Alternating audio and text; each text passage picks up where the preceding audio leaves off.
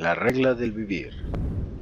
En la tarde de ese mismo sábado en Betania, mientras Jesús y los 12 y un grupo de creyentes estaban reunidos alrededor del fuego en el jardín de Lázaro, Natanael hizo a Jesús la siguiente pregunta. Maestro, aunque nos enseñas la versión positiva de la vieja regla de la vida, instruyéndonos que debemos hacer para los demás lo que quisiéramos que ellos hicieran para nosotros, no discierno plenamente de qué manera podremos cumplir siempre con este mandato. Permíteme ilustrar mi pensamiento citando el ejemplo de un hombre lujurioso que de este modo contempla con protervas intenciones a su futura consorte en el pecado. ¿Cómo podremos enseñar que este hombre de malas intenciones debe hacer para los demás lo que quisiera que hicieran para él? Cuando Jesús escuchó la pregunta de Natanael, inmediatamente se puso de pie y señalando al apóstol con el dedo dijo: Natanael, Natanael, ¿qué razonamiento es ese que alberga tu corazón? ¿Acaso no recibes tú mis enseñanzas como un ser nacido del Espíritu? ¿Acaso no escucháis la verdad como hombres sabios y con comprensión espiritual? Cuando os advertí que debéis hacer para con los demás como queréis que hagan ellos para con vosotros, me dirigía a hombres de ideales elevados, y no a los que podrían caer en la tentación de distorsionar mis enseñanzas convirtiéndolas en una licencia para actuar en el mal. Cuando hubo hablado el maestro, Natanael se levantó y dijo: Pero maestro, ¿no debes tú pensar que yo apruebe semejante interpretación de tus enseñanzas? Hice esta pregunta porque me imagino que muchos de estos hombres podrían interpretar erróneamente tus admoniciones y esperaba que pudieras darnos más instrucción sobre estos asuntos. Cuando Natanael se hubo sentado, Jesús continuó hablando. Bien sé yo, Natanael, que tu mente no aprueba tal idea de maldad, pero me desalienta el hecho de que ninguno entre vosotros interprete en forma genuinamente espiritual la mayor parte de mis enseñanzas comunes, instrucciones que debo impartir a vosotros en el lenguaje humano y como los hombres deben hablar sobre estos asuntos. Ahora os enseñaré sobre los diversos niveles de significado que se relacionan con la interpretación de esta regla del vivir. Esta admonición de hacer para los demás, así como vosotros deseáis que los demás hagan para vosotros. 1. El nivel de la carne. Tal interpretación puramente egoísta y lujuriosa está bien ejemplificada por la suposición de la pregunta de Natanael. 2. El nivel de los sentimientos. Este plano está a un nivel más alto que el de la carne e implica que la comprensión y la piedad elevarían la interpretación personal de esta regla del vivir. 3. El nivel de la mente. En este nivel entran en acción el razonamiento de la mente y la inteligencia de la experiencia. El buen juicio dicta que esta regla del vivir se interprete de acuerdo con el más alto idealismo integrado en la nobleza del respeto profundo por sí mismo. 4. El nivel del amor fraternal. Aún más alto se descubre el nivel de la devoción generosa al bienestar del prójimo en este plano más elevado del servicio social sincero que crece de la conciencia de la paternidad de Dios y del consiguiente reconocimiento de la fraternidad del hombre. Se descubre una interpretación nueva y mucho más hermosa de esta regla básica de la vida. 5. El nivel moral. Y cuando lleguéis a verdaderos niveles filosóficos de interpretación, cuando tengáis verdadero discernimiento de la rectitud y el error en las cosas, cuando percibáis la idoneidad eterna de las relaciones humanas, comenzaréis a visualizar tal problema de interpretación, imaginándoos cómo visualizaría e interpretaría una tercera persona de mente elevada, idealista, sabia e imparcial, ese concepto aplicado a vuestros problemas personales de adaptación a las situaciones de vuestra vida. 6. El nivel espiritual. Por último, llegamos al nivel más elevado de todos, el del discernimiento del espíritu y de la interpretación espiritual que nos impulsa a reconocer en esta regla de vida el mandato divino de tratar a todos los hombres, así como concebimos que Dios los trataría. Ese es el ideal del universo en cuenta a las relaciones humanas. Esta es pues vuestra actitud frente a todos estos problemas cuando vuestro deseo supremo es hacer por siempre la voluntad del Padre. Deseo por ello que hagáis para todos los hombres lo que sabéis que yo haría en circunstancias semejantes. Nada de lo que Jesús había dicho a los apóstoles hasta ese momento los había impresionado tanto. Siguieron discutiendo las palabras del Maestro mucho después de él haberse retirado.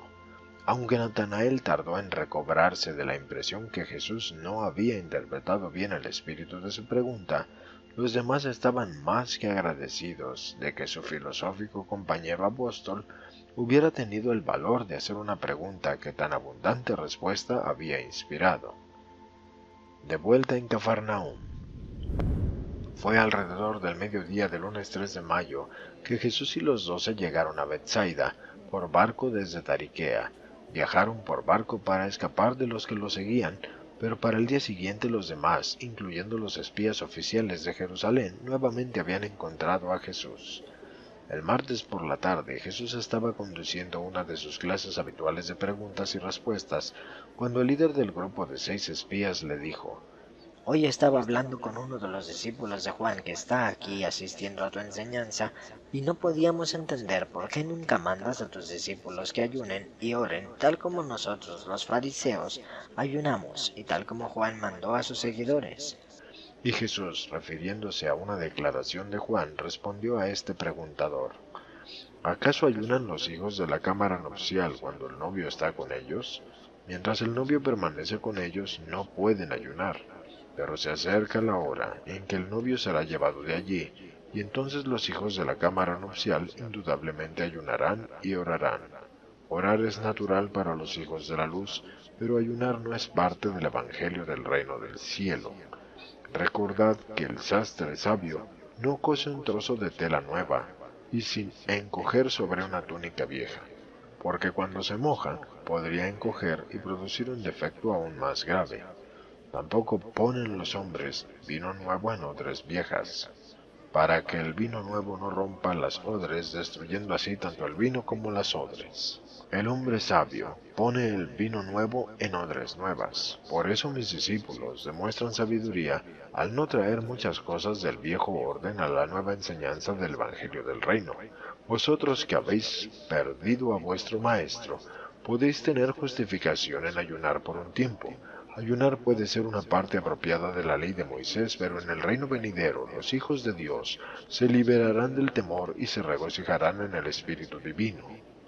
Y cuando escucharon estas palabras, los discípulos de Juan se consolaron, mientras que los fariseos mismos estuvieron aún más confundidos.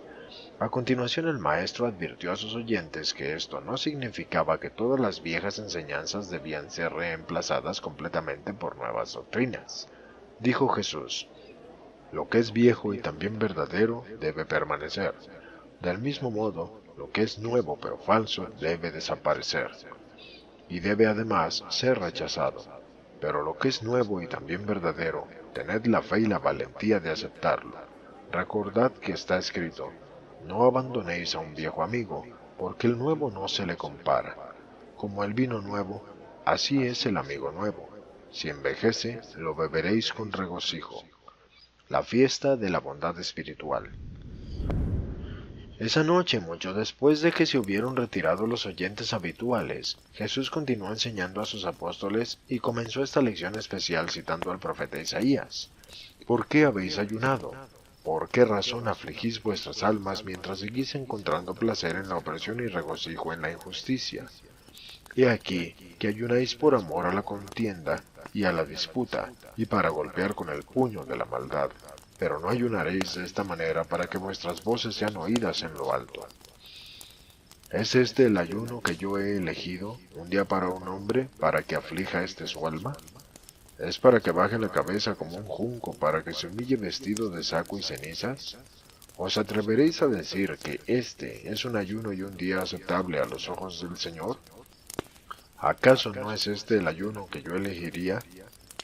Más bien elegiría, como he dicho, soltar las cadenas de la maldad, deshacer los nudos de las cargas pesadas, dejar ir libres a los oprimidos y romper todo yugo.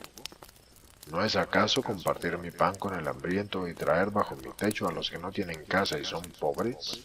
Y cuando vea a los desnudos, los vestiré, Entonces vuestra luz brillará como la mañana, y vuestro bienestar no tendrá límites. Vuestra rectitud os precederá mientras que la gloria del Señor será vuestra retaguardia. Entonces invocaréis al Señor, y Él os responderá, clamaréis, y Él dirá, heme aquí. Y todo esto Él hará si os negáis a la opresión y a la condenación y a la vanidad. El Padre desea que ofrezcáis vuestro corazón a los hambrientos, que administréis a las almas afligidas. Entonces vuestra luz brillará en la oscuridad, y aún vuestra oscuridad será como el mediodía. Entonces el Señor os guiará continuamente, satisfaciendo vuestra alma y renovando vuestra fortaleza, y seréis como un huerto de riego y como manantial cuyas aguas nunca faltan. Y los que hagan estas cosas restituirán la gloria perdida, establecerán los cimientos de muchas generaciones, se los llamará los reconstructores de los muros rotos, los restauradores de los caminos seguros en los cuales se puede habitar. Luego, hasta muy entrada la noche, expuso Jesús a sus apóstoles la verdad de que era la fe de ellos, la que les aseguraba el reino del presente y del futuro, y no la aflicción de su alma ni el ayuno de su cuerpo. Exhortó a los apóstoles a que por lo menos estuvieran a la altura de las ideas del antiguo profeta, y expresó la esperanza de que también progresarían mucho más allá de los ideales de Isaías y de los antiguos profetas. Sus últimas palabras esa noche fueron: creced en la gracia por medio de esa fe viviente que es capaz de comprender el hecho de que sois hijos de Dios y a la vez reconocer a todos los hombres como hermanos. Eran más de las 2 de la mañana cuando Jesús dejó de hablar, y cada uno se fue a su lugar de descanso. Y hasta aquí la narración de este episodio. Te invito a que te suscribas para escuchar más contenidos como este. Gracias por escucharnos.